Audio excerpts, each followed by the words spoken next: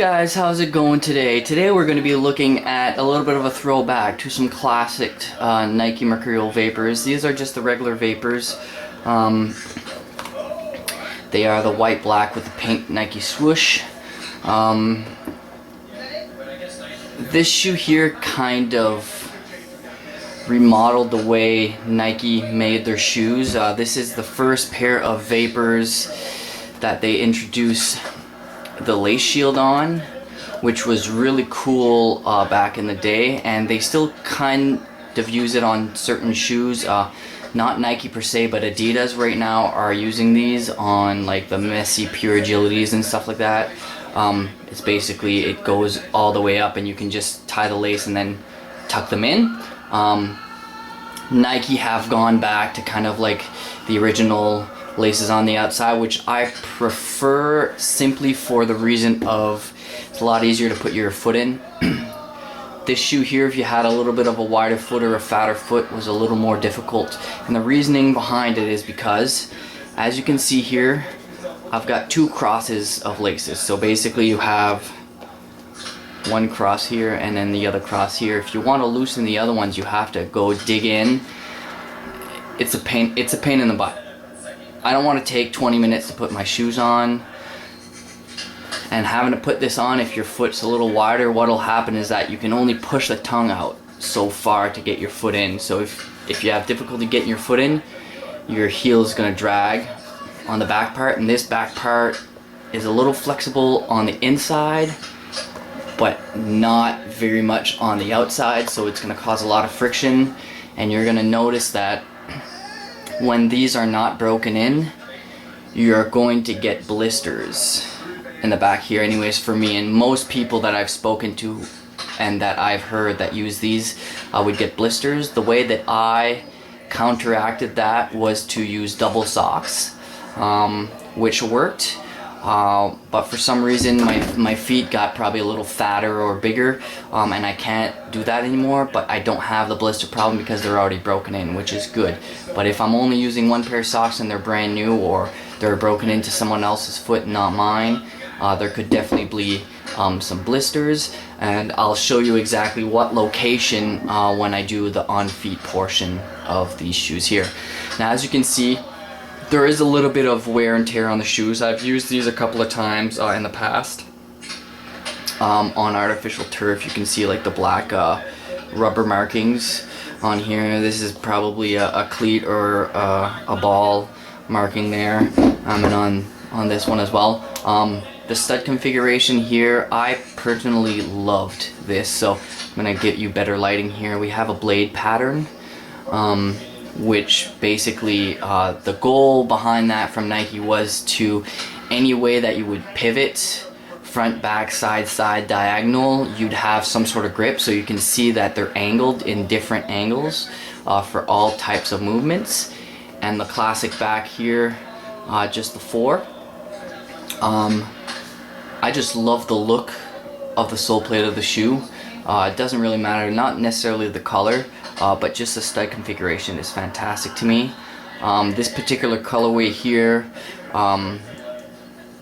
for some reason I really loved about them, just because at that time I really liked something that would pop but not be super flashy like lime green or anything. So the white really popped, and in the you probably won't be able to see that well, but there's a nice kind of like a blue glare. You won't see it as much now because they're a little dirty, but when they were brand new, any light that would hit it would have kind of like a bluish kind of glare to it, which was really cool. And you have here, I don't know if you can see that, but this is where Nike introduced the Flywire. So the Superfly versions of this obviously have Flywire on the sides. This one only has it on this particular section, basically from here all the way back here, and they have the Flywire. Now, that was meant to give the shoe more of a snug and elasticy feel, to the sense where it would help you with the mobility of the shoe, and also with kind of like a spring, an extra kind of oomph for your foot. It's not as apparent on this one because there's only on the inside, there's none on the outside. I don't know if you can see there, but I'm just gonna pull it up. So there's nothing there. And when you check on the inside here, on the inside there, you can see it, and if you press hard enough, you can feel it on the inside and not on the outside of the shoe. So that's really cool about this shoe. Now I'm gonna take the actual sole out of the shoe so you can see the bottom. So that's the sole that comes with it, and then you can see, I'm gonna bring it up really close, hopefully the lining's not too bad, but you can see the carbon fiber in the plate. Now that basically helps the shoe spring, and what I mean by spring is when it bends, it just kind of flings back. So it's the same way for when you're taking a shot. I'm gonna put it over here. When you're taking a shot, the shoe's gonna want to do a little bit of this, so it's gonna want to bend this way, kind of like your foot would, so it helps as soon as it springs a little bit to just shoot right back to give you that extra kind of oomph behind your shots and your passes and everything that you're doing. The material itself at that time was very thin. For the time this came out, it was very thin. Not nowadays, because nowadays there's basically nothing there. So I'm just gonna take a quick peek on the inside of the shoe. So this one was back in 2009 that these were bought. So these were the best of the best, other than the Superflies at that time. So that's over 7 years ago, 8 years ago, which to this day I still love the way they look.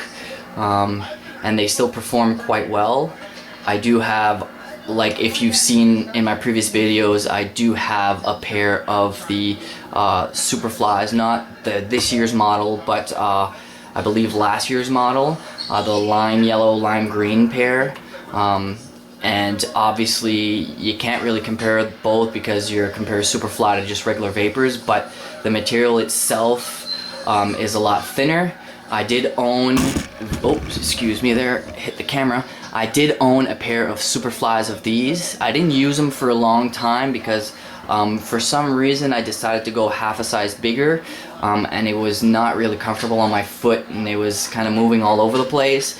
So I ended up selling them. But of what I could see quality wise, it was fantastic. So just a quick overview of the boot here. We're looking at a kind of leather-ish material, a synthetic leather I'd like to call it. It's got a nice kind of coat, it's got a little bit of grip, so in the wet it's not super slippery, but it's still not the very best. I would rather have pure leather for outdoors. The heel part of the shoe is great for support, except I would definitely recommend to double sock it, or to at least wear tape on the back of the ankle to help with breaking them in so you don't get blisters. The shot shield is fantastic to make near seamlessly kind of surface for the ball contact. The only downside to that is that if you have a little bit of a bigger foot, it's a little more difficult to fit into the boot because of the fact that it gets in the way. I did have a pair before that I cut the lace shield off. It looks horrible without the lace shield because the way the lacing is done is a little different than on regular ones. But that being said, that's it for this portion of the video, guys. We're gonna go ahead and go into the on feet portion of this video, and we'll see you guys just in a quick second. Alright guys, so after getting them on feet, I can tell you the first thing that causes an issue would be how the actual lace shield here kind of stops you from loosening up the laces all the way over here. You have to go dig in. You can have easily access to doing 2 kind of crossovers, but that's pretty much it. They are very tight and very difficult to get on the feet, but once they're on, they're pretty snug and they're quite comfortable. As you can see, they fit very nicely on feet.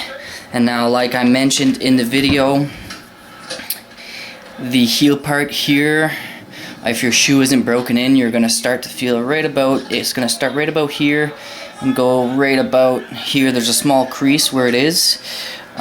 Basically when you do this, it's pretty stiff, so it's gonna cause friction and cause blisters. So I recommend double socking these, but the way these fit, I'm unable to double sock them because it would be too tight. So thankfully they're already broken in, so I don't have to worry about that. But for people who are buying them brand new, obviously these are more of a classic model that you can still get lucky and find brand new. Some stores still have some, or some collectors still have them. So basically there, I like the blade pattern of this model and the previous model. But that's just to show you guys an on feet. Alright guys, so all in all, with the review on feet and here, the pros and cons of this shoe. So we're gonna go with the cons first. The first con that I will get is probably the major one before you can do anything, is the fact that it's not the easiest to put your foot in because of the lace shield and the fact that you have to dig for your laces. But your foot eventually goes in, so it's not that bad. The other con that I have for the shoe is the fact that when you have to break the shoe in, the heel part, often I'd say probably 90% of the people, if not more, have experienced blisters from this. And if you have, let me know in the comments section below, and if you haven't, let me know as well. I'd really be interested in knowing how many people were affected by that. And that's pretty much the only cons that I found with this boot itself. The only one that's kind of on the fence, I wish that this model here in this color would have had a full leather version. But that being said, like I said, it's kind of like a hybrid. It's a mix of like a leather with like a rubber plastic material on top. It's nice and kind of grippy when it's not wet, and then when it gets wet, it gets a little more slippery, but it's not too bad. Now the pros of the shoes, the material itself is thin enough so you can feel the ball, but thick enough so if someone steps on your foot, or you know, the ball's a little cold, or you get stomped on, whatever, you don't feel it as much. So it's got some nice padding, but like I said, not enough so you don't feel the ball, which is great. The stud configuration for me is definitely a pro. The back has a nice solid long 4, and then the front has kind of a blade pattern in all different directions, so that it doesn't matter which way you want to pivot or stop, you have grip. The colorway is a huge plus for me. I love this colorway.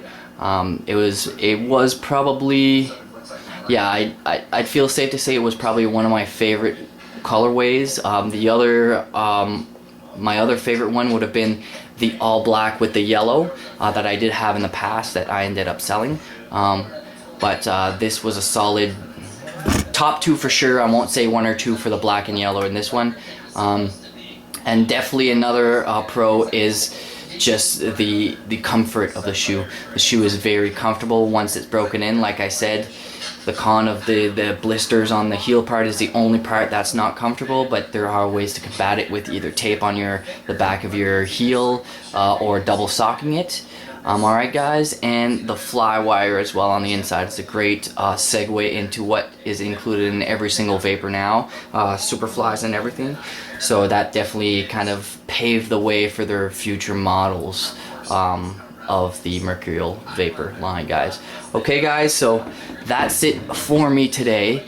If you guys have any questions, leave it in the comment section below. I'd love to know, get the feedback from you guys, and love to know what you guys think of this pair of shoe if you guys have owned it before.